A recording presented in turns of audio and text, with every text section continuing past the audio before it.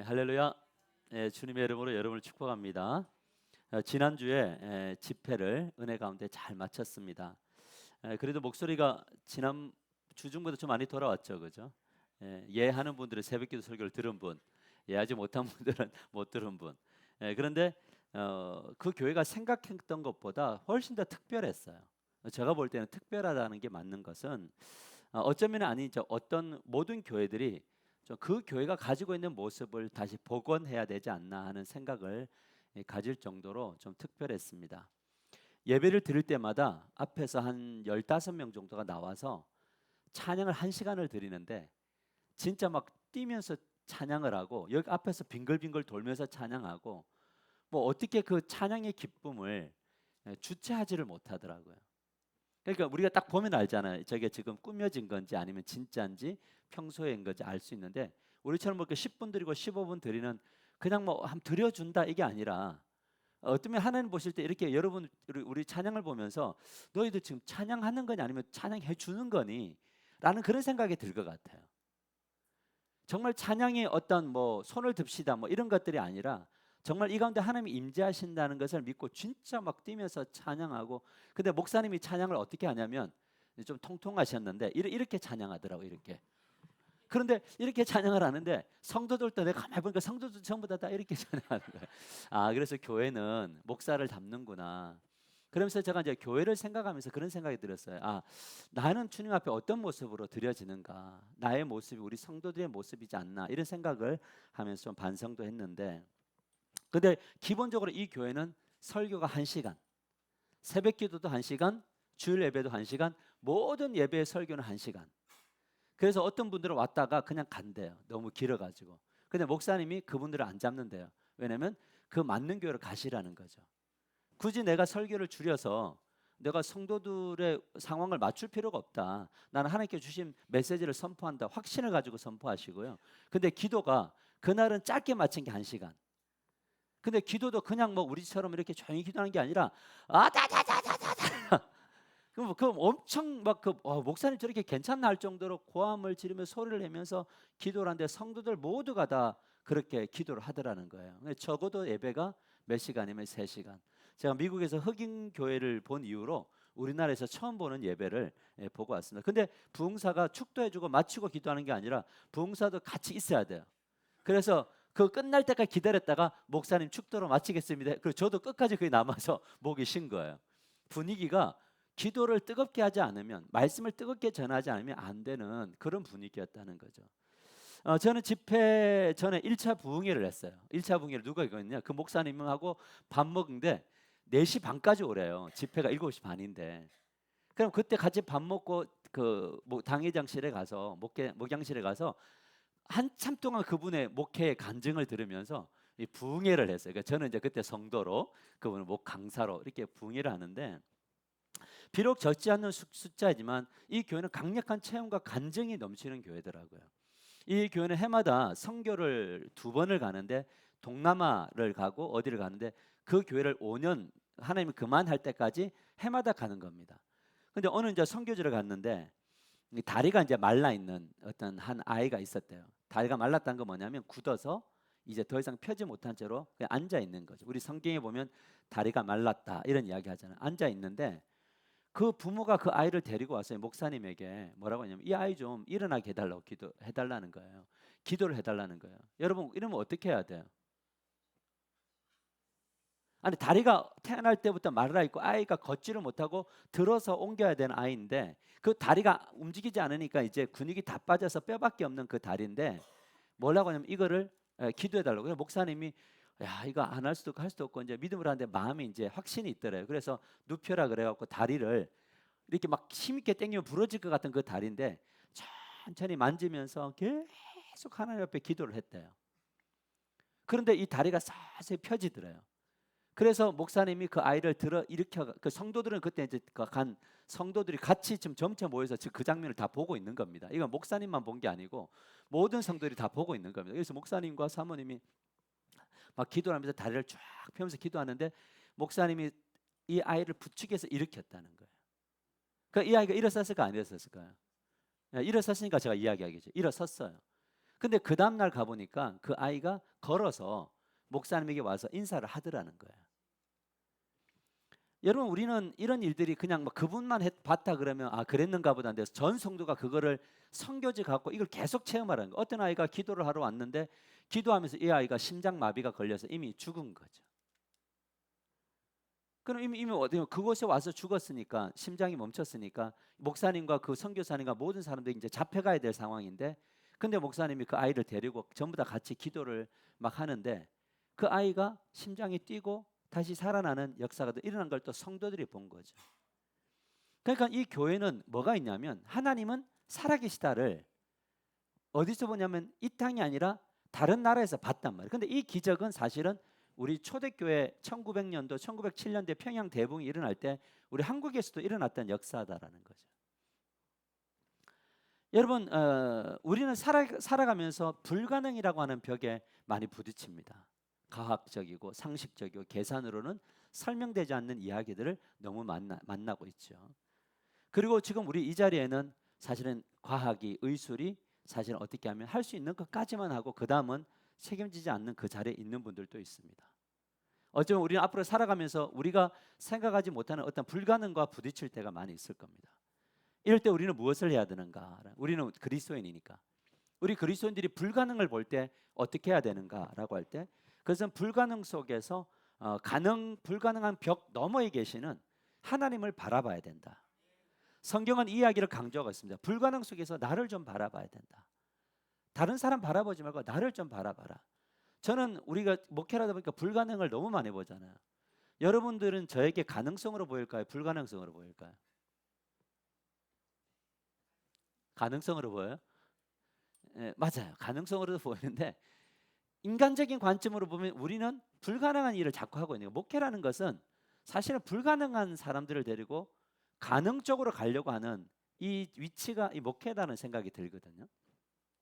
놀라운 것은 하나님을 바라볼 때 불가능이 가능케 되어진다는 거죠. 그렇다면 여기서 말하는 하나님을 바라본다는 의미는 무엇인가? 이것은 믿음과 어떤 연관이 있는지를 오늘 살펴보려고 해요. 하나님을 바라본다는 거 믿음인데, 이 믿음이라는 것이 무엇인가를 한번 재정의해 보려고 합니다. 그래서 오늘 말씀의 제목이 뭐냐면 불가능 속에서 가능을 보다라는 제목이 있습니다. 같이 읽어볼까요? 시작. 불가능 속에서 가능을 보다. 다시 한번 더 크게 시작. 불가능 속에서 가능을 보다. 히브리서 11장 1절과 2절 보면 이렇게 말합니다. 같이 읽어요. 시작. 믿음은 바라는 것들의 확신이요 보이지 않는 것들의 증거입니다. 선조들은 이 믿음으로 살았기 때문에 훌륭한 사람으로 증언되었습니다. 여러분, 저는 이 구절을 볼 때마다 한 단어를 생각합니다. 상상력. 믿음은 상상하는 것이다. 믿음은 상상력을 요구한다.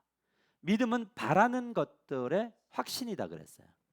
그리고 보이지 않는 것들의 증거다 그랬어요. 그러니까 믿음이라는 것은 지금 어디에 서 있느냐면 바란 것 앞에 서 있고, 뭐냐면 보이지 않는 것에 서 있는 것으로부터 출발하는 게 믿음이에요. 보이지 않는데 가는 거예요. 그 바라볼 수 없는 건데 바라보는 것이 일어나는 것이 믿음의 출발선이거든요. 그럼 믿음이 없는 사람들은 뭐부터 하느냐? 믿음이 없는 사람들은 현실적인 것부터 꺼내놓죠. 그죠? 근데 믿음의 사람들 뭐부터 하느냐? 현실이 아니라 보이지 않는 하나님 앞에 서는 것으로부터 믿음이 시작됩니다. 그래서 상상력은, 믿음을 가진 상상력은 그것이 실제로 우리의 손에 들어온다라는 거죠. 마른 다리가 낫기도 하고 죽었던 아이가 살아나기도 하고 또 불가능해 보였던 것이 가능케 되어지는 일들이 나타난다. 하지만 이 구절을 잘못 해석하면 믿음을 종교적 방식으로 해석할 수가 있습니다. 타종교에서 말하는 믿음이란 무엇입니까? 내가 원하는 것을 상상하는 것. 여기서 중요한 것은 뭐냐면 내가 원하는 것을 상상하는 것. 이것이 바로 뭐냐면 종교의 믿음의 출발점입니다. 기독교의 출발점은 누굽니까? 하나님 앞에 서서 출발하는 거라면 종교는 내가 원하는 것을 가지고 신 앞에 섭니다. 그리고 목적이 뭐냐면 내가 원하는 것이 반드시 이루어져야 됩니다. 이게 바로 종교적 믿음인 거죠. 여기서 중요한 메시지는 신이 누구냐 중요하지 않다고 말했죠.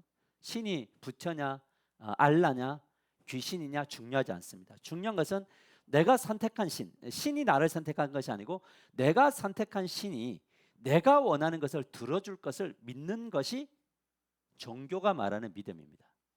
신을 내가 선택하는 겁니다. 그리고 내가 내 확신을 가지고 다가서는 거고, 그것이 이루어지는 지는 것이 바로 뭐냐면 종교입니다. 그래서 여기에 뭐냐면 예배적 신을 감동시키는 모든 행위들이 다 나옵니다. 예배를 드리고 선행을 하고 헌금을 하고 기도도 하고 같은 행동. 여러분, 헌금을 하더라도요, 이 종교는 우리처럼 헌금하지 않습니다. 종교는 훨씬 더 많은 선교를 합니다. 그래서 한때 어떤 절도죄에 잡혔던 사람이 간증을 한 적이 있습니다. 어떤 간증을 했냐면 초파일 전만 되면 어떤 교회를 그 절에 가서 열심히 봉사를 하고 이제 시주라 그러나요? 그게 들어오면 들고 튀었다고 합니다. 그러다가 잡혔거든요.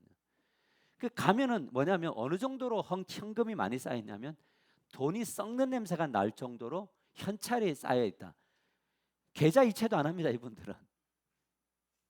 종교는 그렇습니다. 왜 그렇게 많이 하느냐? 그렇게 할 때 뭐가 일어나냐면 신이 감동을 받아서 내가 원하는 것을 해주기 때문에 그렇습니다. 그래서 절로 가보면 저 어디께 제일 비싸다 그때 등이 어디께 제일 비싸요?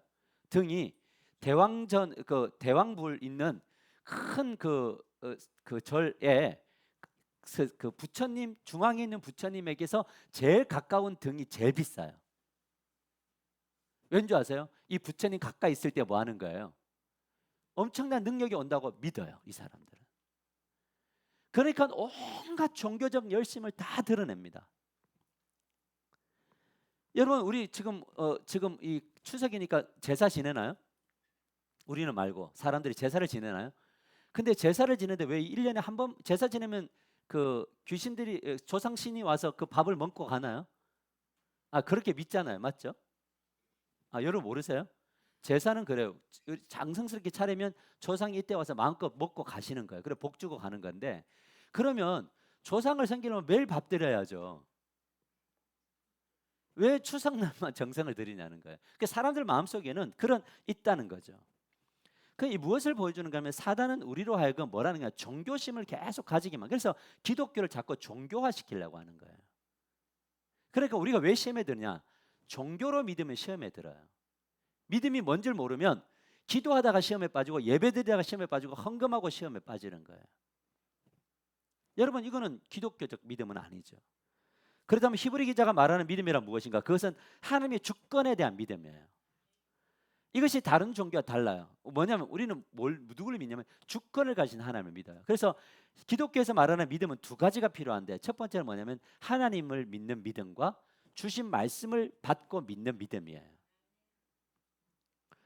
기독교의 믿음은 두 가지를 요구합니다. 하나님을 믿어야 된다는 거예요.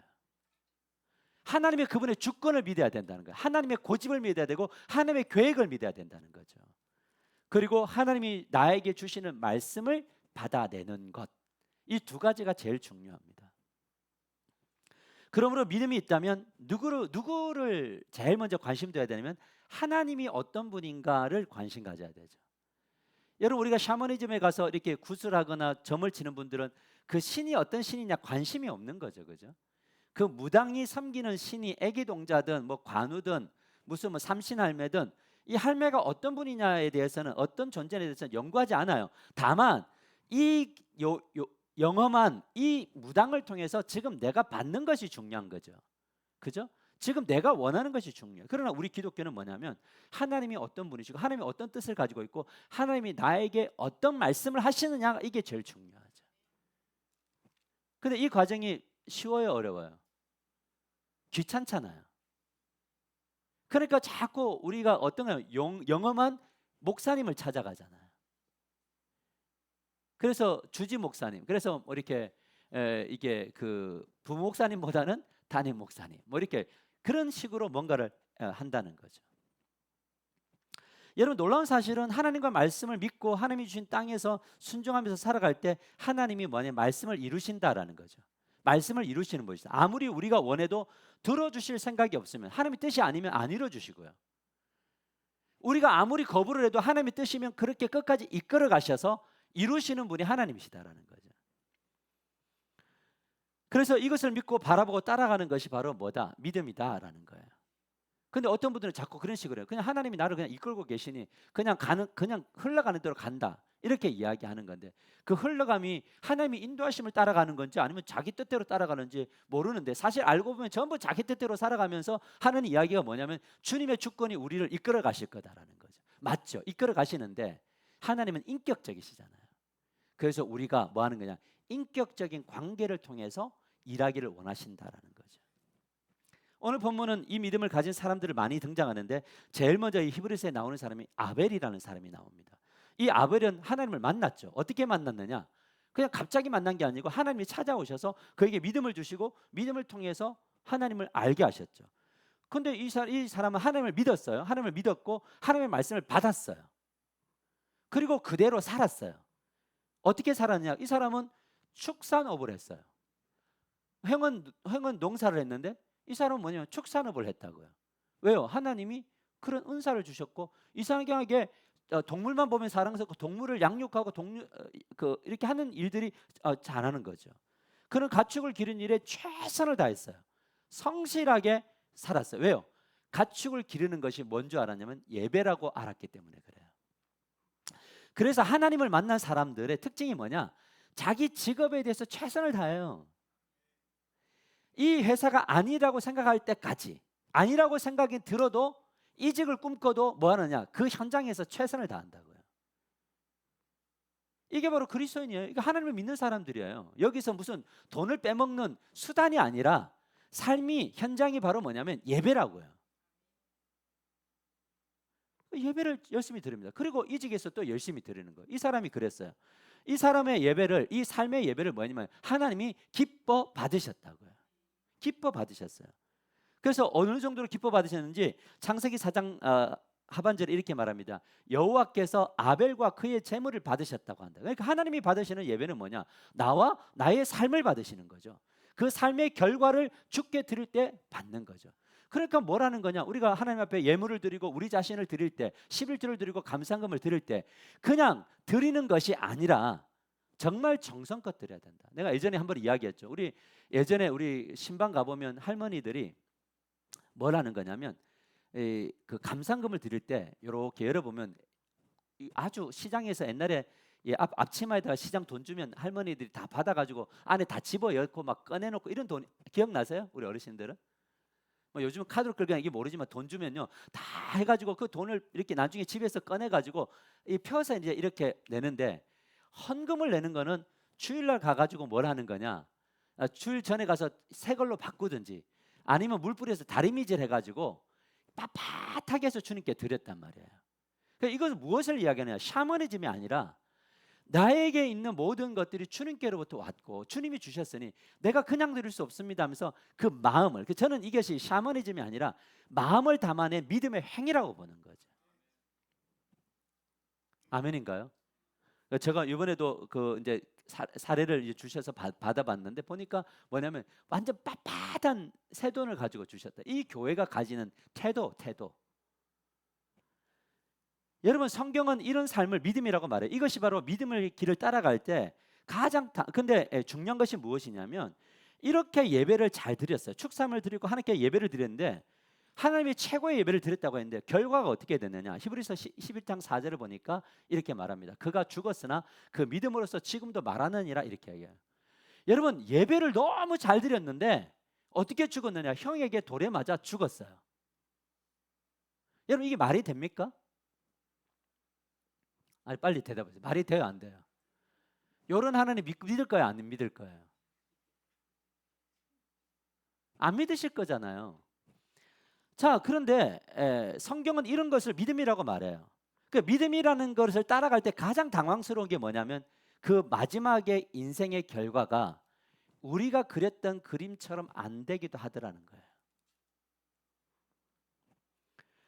우리 주변을 보면 당황스럽게 안타깝게 삶을 마감한 분들이 많습니다. 태어남이 불공평한 것처럼 죽음도 불공평하더라고요. 중요한 것은 하나님과 말씀을 믿고 순종하냐 아니면 불순종하냐, 이것이 중요하더라는 거죠. 그래서 믿음은 뭐냐? 믿음의 생활은 오늘 하루 하나님을 만나고 오늘 하루 그분과 함께 말씀을 듣고 걸어가는 것이 믿음이더라라는 거예요. 그런데 이 하루하루가 불행하냐? 그렇지 않았다. 이 하루는 행복했다라는 것이 아벨의 이야기입니다. 근데 또 한 사람이 나와요. 에녹이 나오는데 이 사람은 창세기 5장 21절과 23절을 보면 에녹은 65세에 무드셀라를 낳았고 무드셀라를 낳은 후 300년을 하나님과 동행하며 자녀들을 낳았으며 그는 365세를 살았더라 이렇게 이야기해요. 엄청 많이 살았죠. 에녹도 하나님을 믿었죠. 그리고 하나님 말씀에 순종했어요. 근데 이 에녹이 들은 것은 누구와 들은 것과 다르냐면 아벨이 들었던 삶과 에녹이 들은 삶이 공통점과 차이점이 있어요.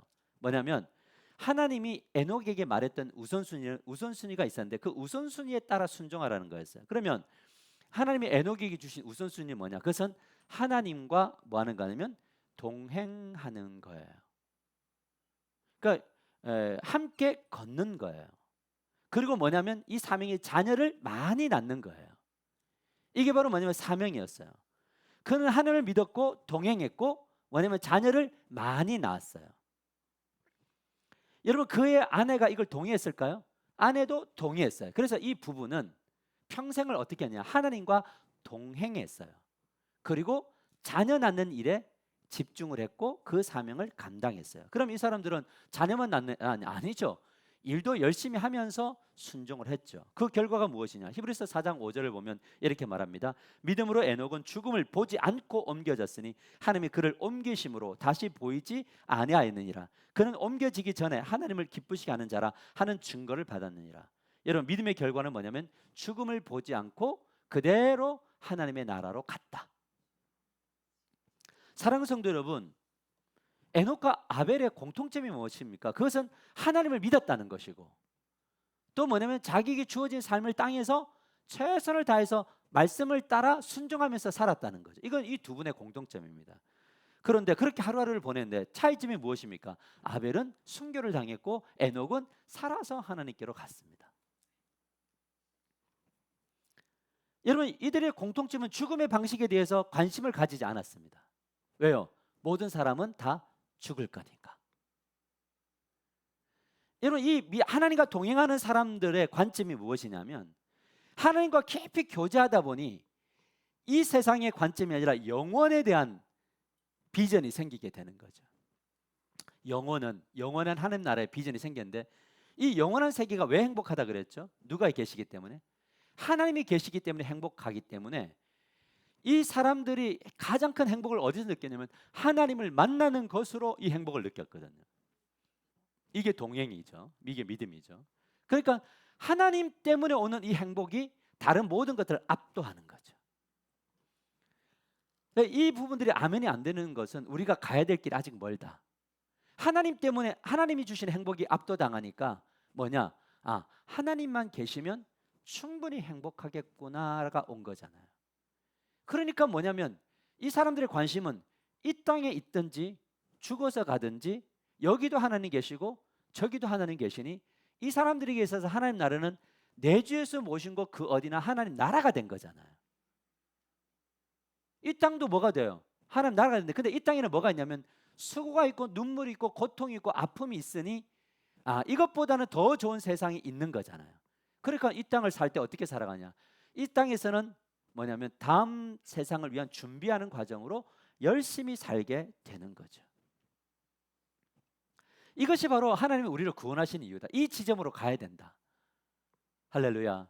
여러분들이 어느 곳에 있든지 간에 이 힘들고 고난과 같은 이 광야 같은 세상 나그네 길을 살아가는 이 세상에서 이 나그네는 뭐냐면 머무는 자가 아니라 떠나는 자잖아요. 그러니까 우리는 어떤 사람이에요? 떠나는 사람들이잖아요. 이 떠날 이 세상 이 한평생을 살면서 그 영원한 세상을 살아갈 때 제가 자주 이야기하지만 금이 있고 보석이 있고 여름이 좋아하는 뭐 헤르메스가 있든지 뭐가 다 있든지 간에 그것이 천국이라면 안 가야 된다는 거죠. 천국은 뭐냐? 하나님이 계셔서 천국이다. 그럼 우리는 무엇을 해야 되냐? 믿음을 가져야 되는데 하나님을 만나는 믿음을 가져야 되냐? 하나님을 안 만나면 하루가 너무 무기력하지 않아요? 저는 그 생각을 해요. 하나님 안 만나면 목사 이거 되게 진짜 지루하다. 여러분들도 좀 지루하지 않아요? 저는 어제도 저녁 10시까지 금요일 날도 집에 못 있고 계속 있었는데 하루 종일 혼자 있고 말씀 연구하고 또 기도하고 그렇게 하는 사람들이 얼마나 지겹겠어요. 근데 저는 지겨울까요 안 지겨울까요? 지겨울 때도 있고 아닐 때도 있고. 그런데 지겨움을 어떻게 이기고 즐겁게 갈 수 있느냐? 그거는 뭐냐면 하나님 계시기 때문에 그렇잖아요. 하나님 만나면서 그 길을 걸어가는 겁니다. 그러나 현실에는 이 아벨과 에녹과 같은 삶을 사는 사람들이 많다, 많지 않다, 많지 않다. 대부분의 사람들은 한계가 오면 도망가 버려요. 한계가 오면 삐뚤어져요. 한계가 오면 수단과 방법을 가리지 않고 스스로의 길을 만들어요. Make a way라는 것이 이 길을 하나님이 만드셨는데 자기가 다 만들잖아요. 정말 이 불가능한 상황이 올 때, 어려움이 올 때, 한계가 올 때 그때 앞에 엎드려야 되는데 다 교회를 떠나거나 도망을 가거나 교회는 나오지만 주님과의 관계가 멀어지는 이유가 왜 그러냐. 그래서 저는 이 묵상을 쭉 하면서 뭐냐면 사람은 누구를 제일 사랑하느냐? 자기 자신을 제일 사랑해요. 좋을 때도 뭔가 막 영광을 하나님께 돌리고 뭐 누구 때문이라고 이야기하지만 결국 마지막 어려움 한계가 올 때 그 자리에서 주님 옆에 가까이 가지 않는 이유가 뭐냐라고 할 때 그것은 하나님이 지금 내 뜻을 안 들어준 것이고 내가 원하는 대로 안 되어줬기 때문에 떠나더란 말이에요. 하나님 사랑하지 않는 거. 여러분 사랑은 뭐 하는 겁니까? 그 입장으로 가는 거잖아요. 그러니까 하나님을 사랑한다면 뭐냐면 어려운 순간이 올 때 하나님 앞에 엎드려야 되거든요. 이게 제일 중요해요. 그러니까 뭐 그 내가 뭔가를 해야 될 때 그 핑계를 항상 누구에게 잡느냐? 옆을 잡는단 말이에요. 여러분 이것은 믿음이 정말 미숙한 거예요. 우리의 믿음은 그래서 제가 계속적으로 여러분이 강조하는 게 뭐냐? 하나님을 만나야 합니다. 그러면 어떤 질문이 와야 되느냐? 목사님, 하나님 어떻게 만나야 됩니까? 와야 되잖아요. 그러면 이제 그때부터 뭐가 되냐면 함께하는 믿음의 여정이 생겨요. 그러면 집사님, 권사님, 성도님 같이 가보겠습니까? 라고 할 때 예, 가보겠습니다. 그러면 기도부터 합시다. 말씀을 배웁시다. 그리고 우리 하나님 공동체를 세워가며 가정을 회복하는 이 로드맵을 그려봅시다. 그러면 예 하면 하나님을 만나는 길이 열려요.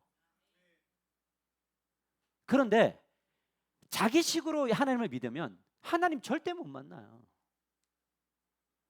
그게 진리라는 거죠. 그러니까 하나님을 만나고 싶은데 질문을 안 하잖아요.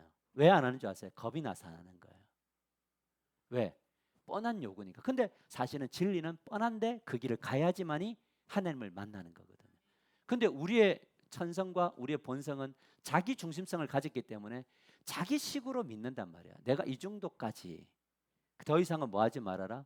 터치하지 말아라로 오면 그러면 이 영적인 세계가 하나님과 우리 사이에 항상 방해하는 사단이 존재하고 있고 그 사단이 우리 하나님과 우리의 오는 길을 다 막아버리고 딱 완전 막 콘크리트를 치고 다 막아버리는데 어떻게 하나님을 만날 수 있냐는 거예요. 그래서 제가 늘 이야기하면 영적인 전투라고요. 영적인 전쟁. 근데 그거를 모르니까 뭐 하다는 거죠.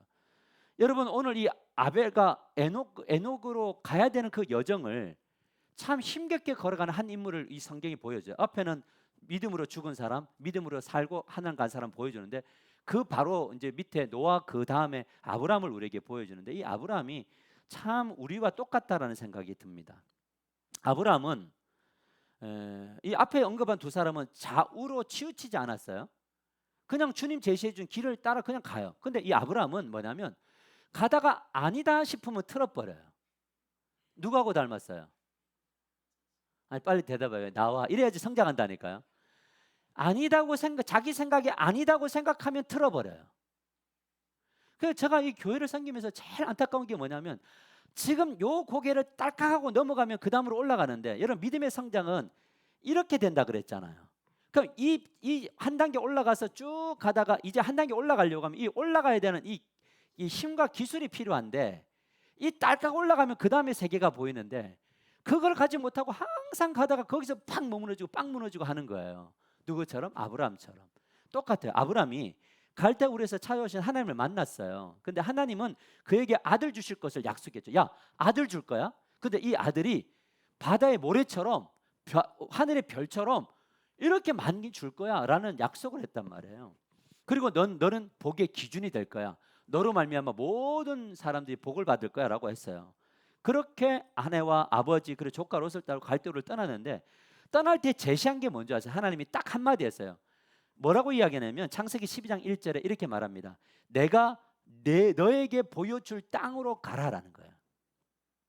네가 마음대로 가지 말고 내가 오늘 요만큼이면 요만큼 가고 멈춰 그러면 멈추면서 자 가자 멈추자 이거를 가르쳐 줄 테니 가라는 거예요. 이거 무슨 말입니까? 하나님과 매일매일 묻고 매일매일 동행하며 살아라는 거죠. 이것이 항상 같은 원리인 것은 출애굽한 이스라엘 백성들에게도 낮에는 구름 기둥이 있고 밤에는 불 기둥이 이렇게 뜨는데 항상 언제 움직이냐면 구름 기둥이 움직일 때 이스라엘 백성들이 움직이라는 거예요. 가나안 땅은 약속한 땅인데 그 약속한 땅을 갈 때 누구의 방식으로 가냐면 하나님의 방식으로 움직여야 된다는 거예요. 그래서 왜 기도를 하루에 눈을 뜨면 제일 먼저 기도를 해야 되느냐? 하나님 저는 오늘 제가 갈 길을 모릅니다가 맞잖아요. 그게 맞아요. 그런데 우리는 정해진 게 있잖아요. 하나님 오늘 눈을 떴습니다. 오늘 아침에 밥을 안 먹고 갈 것 같습니다. 이런 기도 해봤어요? 오늘 밥 먹고 갈 겁니다. 밥 먹으면서 하나님 밥 먹을 텐데 오늘 가면서 출근하면서 저는 1호선을 탈 겁니다. 1호선을 타고서 어디서 내려서 어디 갈 거고 똑같은 직장 생활 속에서 오늘은 누군 바이어를 만나야 됩니다. 누구를 만나야 됩니다. 이런 기도하고 그 마치고 나면 돌아올 겁니다. 라고 하는데 중요한 게 뭐냐면 그 하루의 일과 속에 내 뜻대로 되는 것도 있지만 안 되는 것도 있잖아요. 그럴 때 나는 갈 길 모르는 거죠. 그럼 하나님 나를 이끌어 달라고. 오늘 내가 누구를 만나기로 했는데 내 뜻대로 안 되겠죠. 누구를 만나서 뭔가 성과를 내야 되는데 안 될 때 주님 안 될 때는 어떻게 할까요? 그런데 안 될 때는 어떤 지혜를 주실 건가요? 묻고 걸어가서 그분의 방식으로 사업을 하고 그분의 방식으로 뭔가를 이끌어 가야 되는데 모든 것들이 다 내가 해버리잖아요. 그러다 보니까 뭐가 되냐면 힘들고 어려운 순간이 있으면 이 아브라함의 특기가 뭐냐면 꺾는 거예요. Make a way. 자기가 길을 만들어요. 제가 그랬거든요. 저는 그런 사람이었어요. 저는 하나님을 믿고 걸어가다가 이 막히네 그러면 꺾어버렸어요. 막 자르고 꺾고 가고. 그런데 하나님이 이 길을 기뻐하시지 않더란 말이에요. 원래는 그게 필요 없는 거란 말이에요. 우리가 주님의 뜻을 따라서 매일매일 묻고 걸어가는 영성을 회복하면 삶이 굉장히 멋지고 힘있고 능력 있는 삶을 살게 된다는 거죠. 그래서 갔는데 가다 보니까 너무 고생스러워. 유프라데스 강 건너고 물 건너 산 건너 가는데 하란이 나오니까 여긴가 보다 하고 하나님 그때부터 길을 막 다 내기에 막 기 닫아요. 이렇게. 하나님 말하려고 뭐 이러고. 막 설교 듣다가도 막 마음에 안 드는 거면 막 그냥 막 자기 마음대로 이런 건 안 하지만 막 알고 있는 게 막 보이잖아요. 받으세요 그러니까 됐습니다 하고 이미 앉아서부터 방패 들고 있는 분들. 여러분 진짜 바보 같은 사람들이에요. 여러분 그리고 그래서 가나안 땅에 갔는데 가나안 땅에 기근이 오니까 또 기근이 오니까 어떻게 해요? 이건 하나님 뜻이 아니라고 애굽으로 가버리잖아요. 애굽에 가서 아내를 팔아 넘기지를 않나. 그 다음에 이제 진짜 하이라이트는 뭐냐면 진짜 86세에 저지르는데 하나님이 창세기 15장에 나타나셔서 종주권 언약을 맺으시고 하나님이 쪼긴 고기 사이를 혼자 지나가시고 내가 너에게 아들 줄 거야. 정말 안 믿으니까 또 말해주잖아요. 줄 거야. 그러니까 아브라함이 아멘 하고 난 다음에 그 아내가 와가지고 뭐라고 이야기합니까? 하갈 품고 애 낳아. 그러니까 할렐루야 이러면 들어가고 애 낳아버려요. 근데 참 재밌는 게 뭔지 아세요? 불순종의 걸음에도 열매는 맺어져요. 이게 일반 은총 속에서 맺어지는 거예요. 왜냐하면 지금 이 세상 사람들은 하나님의 통치가 없어서 잘 사니까. 죄를 지어도 내가 원하는 것은 다 성취돼요. 근데 그 끝자락에서 하나님이 막으신단 말이에요. 여러분 아브라함은 왜 이런 삶을 살았을까? 그는 하나님을 믿는다고는 했지만 불가능 상황 속에서 하나님을 안 믿은 거죠. 우리가 지금 하나님을 믿는데 불가능한 상황 속에서는 안 믿잖아요. 안 믿어요. 그러니까 뭐 하느냐? 자기 길을 열어버린단 말이에요. 그러니까 하나님께 묻지 않죠. 묻지 않아도 되죠. 그리고 하는 말이 뭐냐면 하나님이 다 하셨대요. 근데 그거는 누가 제일 잘하느냐? 자기가 제일 잘 알죠. 이런 사람이 교회 안에 얼마나 많은지 몰라요. 이 교회 안에 우리 교회와 세상 속에 많은 교회 속에 많은 사람들이 이 자리에 있어서 종교 생활을 합니다. 그래서요 믿음의 사람들은 어려움이 있을 때 잠시 꺾이기는 하지만 계속 꺾이진 않아요. 믿음의 사람들 꺾였다가 제자리를 빨리 돌아와요. 왜 그런 줄 아세요? 이걸 해결할 수 있는 주님밖에 없다는 걸 알기 때문에 그래요. 이 지점에 사단이 개입한다고요. 사단의 목표 중에 하나가 뭐냐? 신앙인들을 종교인으로 만드는 것이 사단의 목표예요. 열심히 해요. 종교인들은요. 정말 열심히 해요. 그런데 언제 꺾어지느냐?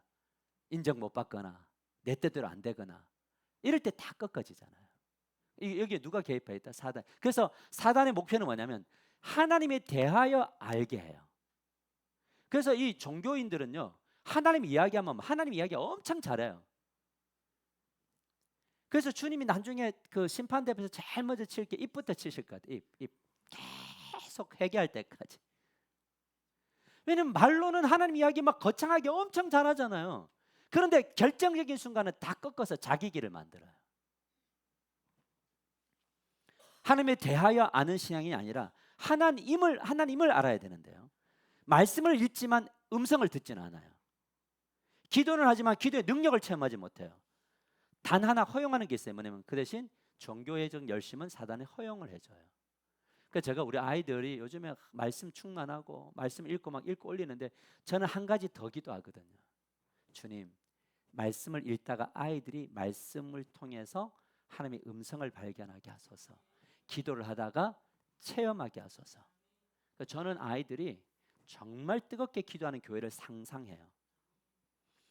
여러분, 그 결과 내 마음대로 안 되면, 내 생각대로 다 포기해요. 이게 바로 스스로 만드는 길인데, 우리가 이것을 알아야 되는 건 뭐냐면 우리는 결과에 집중하는 사람들이 아니라 뭐냐면 과정과 그 결과를 내가 원하는 대로 주지 않았을 때 또 주님 앞에 묻는 거죠. 근데 참 지내보면요, 뭐가 은혜냐면 내 뜻대로 안 되는 게 은혜잖아요.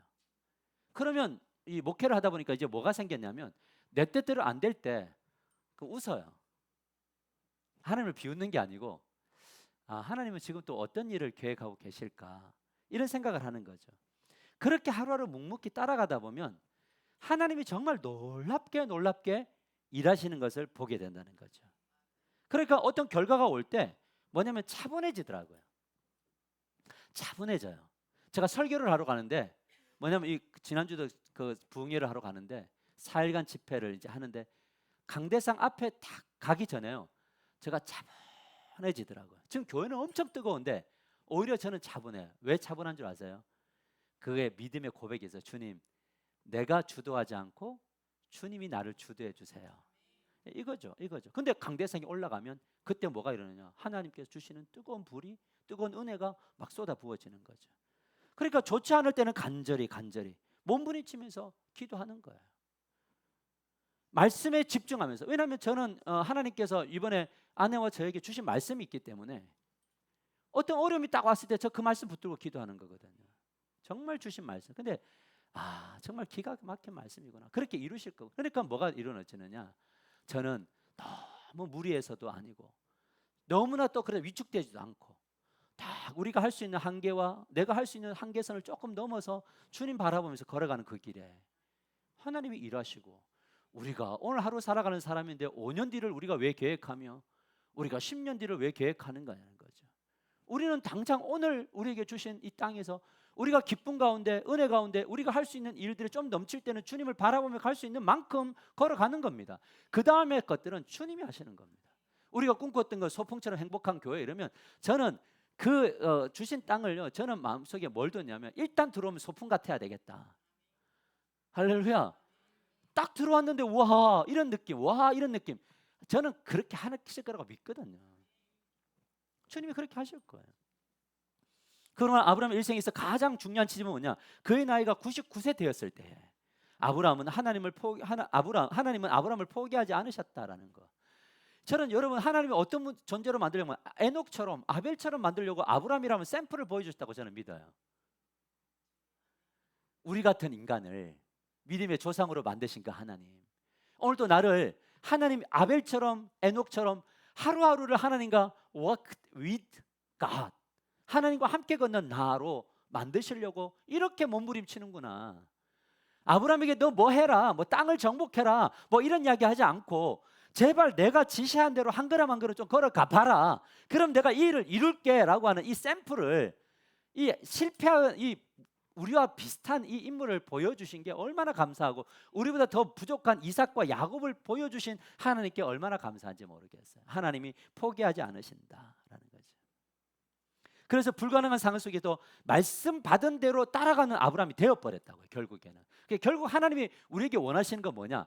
나를 좀 믿고 내 말씀이 좀 들려졌으면 좋겠다. 그래서 그 이사야서를 통해서 주님을 통해서 세례요한을 통해서 말씀하신 게 뭐니까 제발 좀 귓구멍 좀 열고 눈을 좀 열고 좀 바라보라고. 제발 좀 귓구멍 좀 열으라고. 이 귀 있는 자는 좀 들으라고. 눈 있는 자들은 좀 보라고. 나는 살아 있다고. 내가 너희들 가운데, 너희 가정 가운데 역사할 거라고. 우리 다음 세대 가운데, 우리 청년들 가운데, 우리 어른들 가운데 사도행전에서 약속했던 그 성령을 주실 거라고. 그래서 환상을 보고 꿈을 꾸고 우리가 그 길을 예언하면서 걸어가게 될 거라고. 지금 이 이야기 하는 거잖아요. 그러니까 아브라함이 99세 때 드디어 귓구멍이 뚫렸잖아요. 눈이 열렸잖아요. 하나님 말씀이 들어와더니 마음속에 자리 잡잖아요. 그러던 어느 날 하나님이 아브라함에게 100세가 되는 이때에 창세기 21장 5절에 아브라함이 그의 아들 이삭이 그에게 태어날 때 100세라. 여러분 100세 낳은 아들, 여러분 저도 요즘 이제 할아버지가 될 즈음인가 봐요. 요 유주를 보면 막 장난치고 싶고 막 예뻐, 너무 예뻐요. 우리 이준이를 보면서도. 근데 100세가 된 아들 어떨까요? 아마 막 그냥 쫙쫙 빨면 아무도 막 못 건드리게 했을 거예요. 이 귀한 아들을, 여러분 이 100세가 된 이 아들을 품고 안아서 믿음이라는 것이 하나님 말씀 믿고 걸어갈 때 상상을 가질 때 이게 되는구나. 이거는 이제 그 상상력을 가지고 있는데 22장에 갑자기 와서요. 하나님이 뭐라고 이야기하냐면 이 아들을, 이 20세가 훨씬 넘은 이 아들을 뭐라고 하냐면 저 3일 길이 있는 모리아 산으로 가서 번제로 드리라는 거잖아요. 갈등이 일어났을까요? 예, 엄청 갈등. 3일 길이니까요. 이 테스트의 이 길, 하룻밤, 그날 밤 3일 길을 걸으면서 아들 막 아버지하고 뭐 아버지 괜찮으시냐고 묻는 아들 막 데리고 가면 때 바치라는 거잖아요. 어떻게 이런 일이? 근데 그거를, 이 갈등을 이겨먹고 그 길을 걸어서 모리아산까지 가요. 그리고 그 아들을 번제로 드리려고 잡을 때 하나님이 말리세요. 여러분 아브라함이 딱 할 때 있잖아요. 어떤 생각이 드냐면 그 순간 찰나를 한번 생각해 보세요. 그는 하나님을 믿잖아요. 근데 이 아들을 안 주실 거라고, 안 죽일 거를 믿었는데 칼을 가까이 대려고 하는, 이 어떻게 보면 그 이삭이 막 번제 이게 장작하고 아버지 어디 있어요? 뭐 그 어린 양은 어디 있어요? 이러고 있을 때 이때쯤 그만둬야 될 거 아니냐 이래야 되는데도 묻고 결박하고 찌르는 순간까지잖아요. 근데 하나님이 급하게 막으셨단 말이에요. 이 아브라함은 그 3일 길을 걸으면서 상상을 했어요. 왜? 하나님이 주신 자녀 데려가지 않을 것에 대한 믿음. 어떤 방식으로 하나님 이거를 구원하실까? 혹시 내가 이 아들을 죽이고 난 다음에 다시 살리실까? 근데 이 이야기를 히브리서가 해석을 했는데 히브리서 11장 17절에 19절에 이렇게 말합니다. 아브라함은 시험을 받을 때 믿음으로 이삭을 드렸어요. 이게 믿음은 자기 믿음이 아니고 누구 믿음이죠? 하나님과 하나님의 말씀을 믿는 믿음이죠. 그는 약속들을 받은 자로 돼 그 외아들을 드렸느니라. 그에게 이미 말씀하시기를 내 자손이라 칭할 자는 이삭으로 말미암음이라 하셨으니, 맞죠? 내 몸에서 나는 씨로 말미암아 수많은 자손들이 올 거라고는 이 말씀을 딱 받았단 말이에요. 그러니까 뭘 믿었냐면 아브라함은 이 아들 안 죽는다는 걸 믿었겠죠. 왜? 하나님의 언약은 이 아들을 통해서 흘러가야 되니까. 이게 바로 자기에게 주신 말씀을 받아들이는 힘이에요.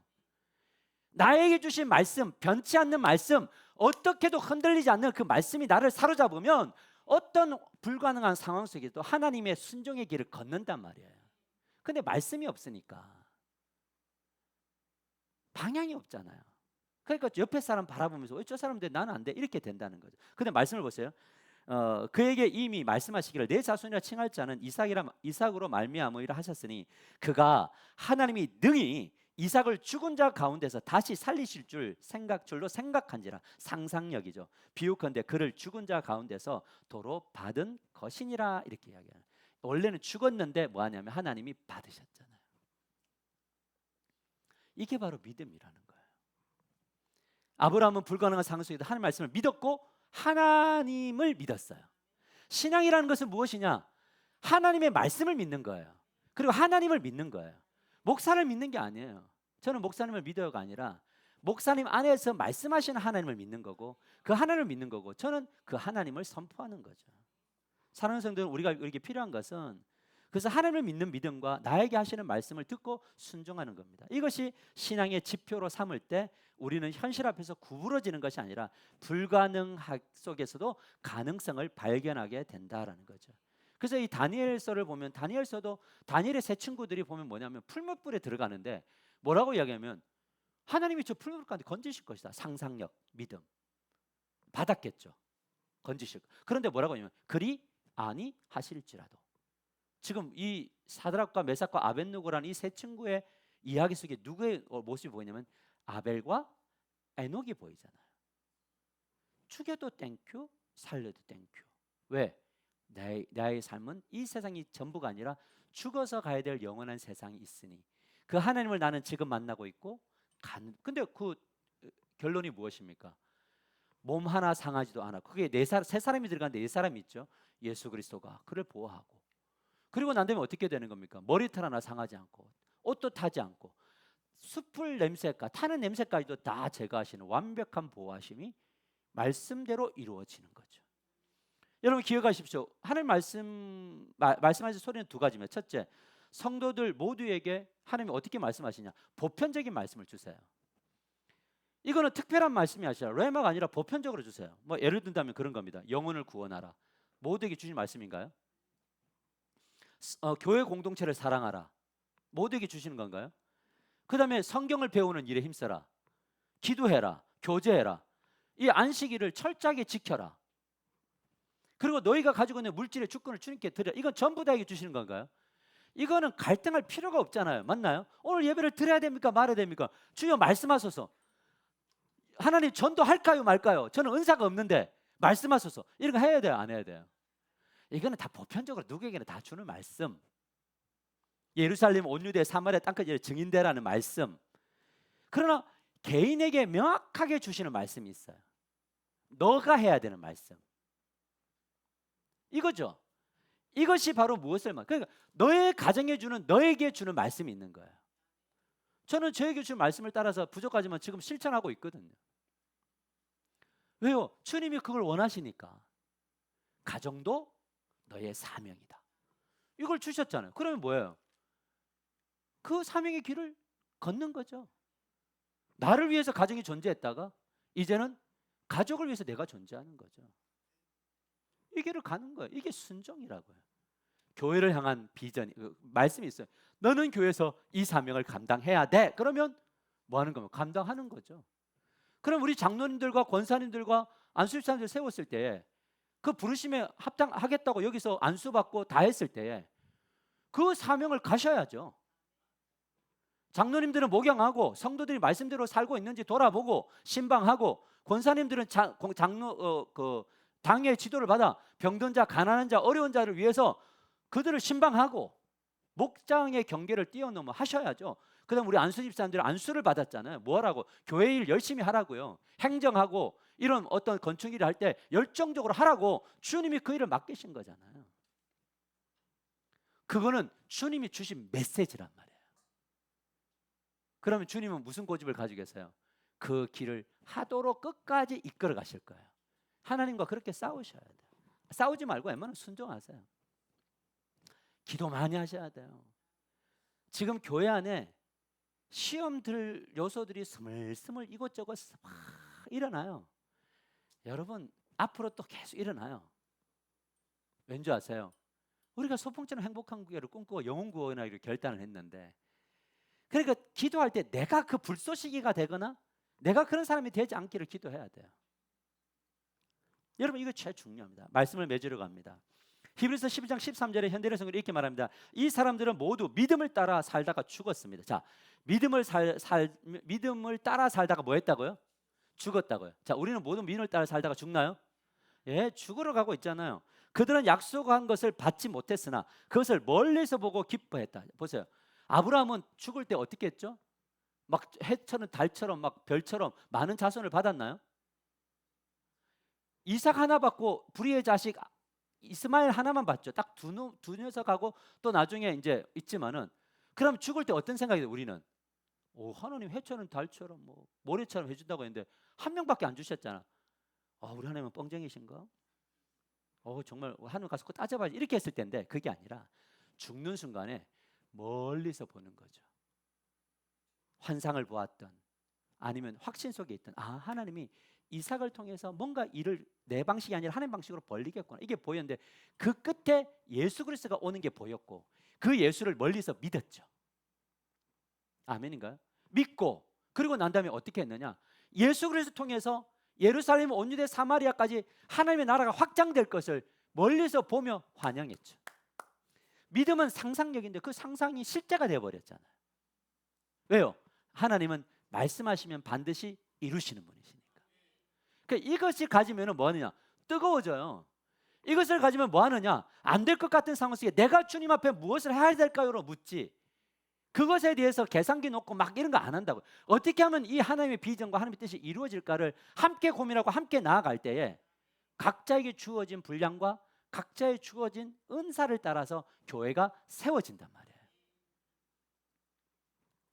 여러분, 이런 삶이 어떻게 가능했느냐? 그것은 이야기예요. 마지막 절에 그리고 그들은 이 세상에서 잠시 머무는 나그네에 불과하다는 것을 고백했습니다라는 거예요. 여러분, 죽음이 끝이면 이 세상은 즐기고 가는 게 맞아요. 맞나요? 죽음이 이 세상이 끝이고 무로 다 돌아가 보면 이 세상에서 마음껏 즐겨야죠. 사명 따위가 필요하나요? 필요하지 않죠. 제가 이번에 수요 예배를 정말 우리 개척일에 처음으로 한번 가정 예배로 돌릴까 이렇게 생각했어요. 왜냐하면 우리 어머니를 못 만나러 가서 보통 이 명절 때 우리 어머니 연세가 많으니까 이번에는 그냥 한번 애들 데려가야겠다 생각했는데 참 우리 믿음의 아내가 그게 맞냐고, 그렇게 하셔야 되냐고. 근데 그게 하나님의 음성으로 들리잖아요. 오케이, 합시다. 이런 작은 것 하나에도 우리가 그 길을 따라 걸어가는 것이잖아요. 왜냐하면 우리는 나그네니까요. 이런 삶이 어떻게 가능하냐? 그것은 하나님을 만나야 하고 하나님의 말씀의 음성을 들어요. 그래서 제가 말씀을 배우는 이유가 뭐냐라고 할 때 머릿속에 있는 거. 그래서 제가 이게 나중에 그림을 진짜 잘 그리면요, 오늘날 그리스도인들을 막 하고 싶은 게 뭐냐면 요만한데 몸은 요만해, 머리 이만했고 전부 다 막 이렇게 교오는 것 같아요. 막 이렇게. 어떤 분들은 막 근육은 이만한데 머리가 너무 작아가지고 생각이 없든지. 그러니까 이 그리스도인들이 균형 잡혀야죠. 머리도 근육도 딱 있어서 이 머리도 지탱하고 몸도 이 세상에 나가서 하나님 뜻대로 순종하는 이 근육을 가지고 움직여 나가야 되는데 그 심각성들을 모른다는 거예요. 특히 우리 이 부천이란 땅은 그래도 다른 지역보다는요, 그래도 뭐 할 수 있냐면 하나님이 덜 필요하잖아요. 우리 지역이 그래요. 뭔가 좀 애매한 경계선 같아요. 가난하지도 않고 너무 탁월한 부자도 아니고 그래도 먹고 살 거 걱정 없는 이 경계선에 딱 서 있다 보니까 뭐냐면 간절하지도 않고 뭔가 이렇게 없는 이 마치 라오디아 교회처럼 차갑지도 덥지도 않은 이런, 기도하자 그러면은 그냥 발 한번 담궈 주는 거. 좀 기도하자 그러면 좀 간절해. 여러분, 간절할 게 없죠. 왜요? 내일 먹을 게 또 있고 뭐 나름대로 내 노후를 잘 살 수 있는 것들이 준비되어 있는데 무슨 기도가 나오겠냐는 거죠. 우리 바꿔야 된다. 목사님 지금 무슨 추석날 무슨 이렇게 선포하느냐. 그래서 이 답답함, 이 선포가 우리들은 있어서 정말 기도하다가 안 죽는데, 기도하면 사는데 막 기도하면 막 건강 해칠 것 같아요. 여러분, 건강은요 12시, 1시, 2시까지 잠 안 자고 노는 게 건강 해쳐요.